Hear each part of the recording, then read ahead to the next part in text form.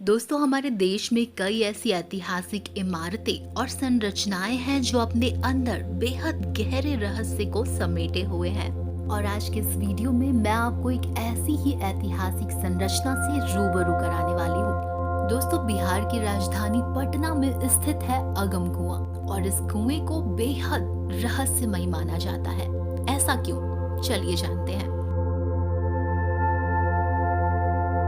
दोस्तों, मैं हूं ऋचा और आपको इस कुएं के रहस्य से रूबरू कराने के लिए लेकर चलती हूं इतिहास के गलियारों में। दोस्तों, प्राचीन काल में कुओं का निर्माण सिंचाई या फिर पेयजल की आपूर्ति के लिए किया जाता था। इस कुएं का निर्माण सम्राट अशोक के शासनकाल के दौरान करवाया गया था। दोस्तों, अगर लोगों की माने तो इस कुएं का निर्माण सिर्फ पीने का पानी उपलब्ध कराने या सिंचाई करवाने के उद्देश्य से नहीं हुआ था, बल्कि इस कुएं में छिपा है सम्राट अशोक का खजाना। अब आप में से कई लोगों के दिमाग में ये बात जरूर आ रही होगी कि भला कोई कुएं में खजाना कैसे छिपा सकता है। तो दोस्तों, ये कोई मामूली कुआं नहीं है, बल्कि इस कुएं की गहराई 105 फीट के करीब बताई जाती है।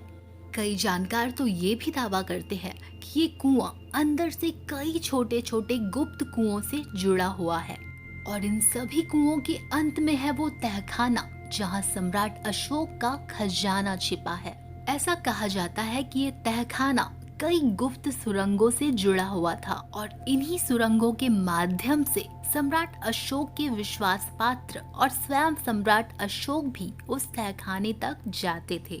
इस कुएं के बारे में कहा तो ये भी जाता है कि सम्राट अशोक ने अपने 99 भाइयों की हत्या करवा के उनके शवों को इसमें डलवा दिया था। दोस्तों, चाहे कितनी भी गर्मी पड़ जाए, लेकिन कहा जाता है कि इस कुएं का पानी कभी भी नहीं सूखता। इस कुएं के बारे में ऐसा कहा जाता है कि ये कुआं बंगाल के गंगा सागर से जुड़ा हुआ है। इसके पीछे एक कहानी भी सुनाई जाती है। वो कहानी ये है कि किसी अंग्रेज ऑफिसर की छड़ी एक बार बंगाल में गंगा सागर में गिर गई और कई सालों बाद वो छड़ी इस कुएं में तैरती हुई मिली। इस छड़ी को आज भी कोलकाता के म्यूजियम में सुरक्षित रखा गया है। यूं तो इस कुएं के बारे में कई किस्से मशहूर हैं, लेकिन उन मशहूर किस्सों में से एक किस्सा ये भी है कि प्राचीन काल में जब चोर लुटेरे कहीं से चोरी करके आते थे तो चुरा कर लाई गई वस्तुओं का कुछ हिस्सा इस कुएं में जरूर डालते थे। दोस्तों, अब इन बातों में कितनी सच्चाई है और कितनी नहीं, इसका दावा ना हम कर सकते हैं और ना ही आप। लेकिन आस्था, विश्वास और भक्ति में एक अद्भुत शक्ति होती है।